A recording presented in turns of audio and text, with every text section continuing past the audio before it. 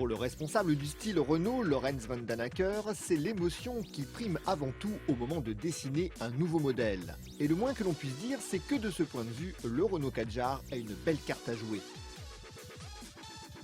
Le nouveau venu a fière allure avec sa face avant robuste, ses flancs creusés ou encore ses passages de roues généreux. On apprécie également sa nouvelle signature lumineuse en forme de C et ses jolies jantes de 17 ou 19 pouces. Malgré ses feux à effet 3D, l'arrière de l'auto remporte moins de suffrages, mais dans l'ensemble, il s'agit d'un beau produit à même de séduire une large clientèle.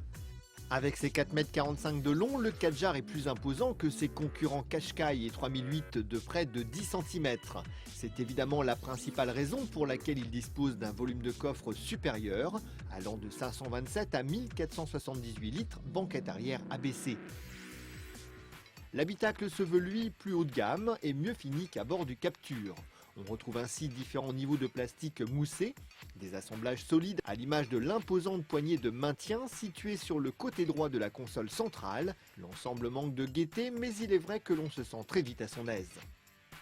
Sur la route, le Kadjar n'est ni pâteau ni particulièrement vif. Il est tout simplement bon, à l'instar du Nissan Qashqai, avec qui il partage sa plateforme. Bien installé derrière le volant cuir à 3 branches et méplat, vous apprécierez son grand confort et la sérénité qu'apporte son comportement.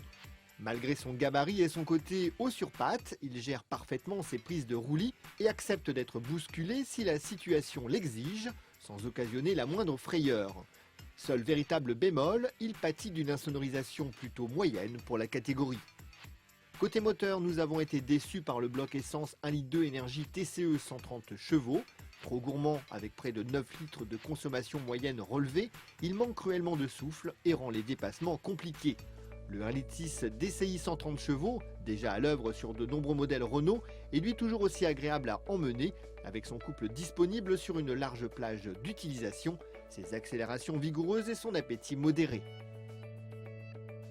Au final, Renault profite de son arrivée tardive sur le segment des crossovers de taille moyenne pour nous proposer un produit particulièrement abouti. Fort en gueule, spacieux et confortable, il a tout pour se tailler une part du gâteau, d'autant qu'il se positionne correctement avec ses tarifs allant de 23 000 à 34 000 euros.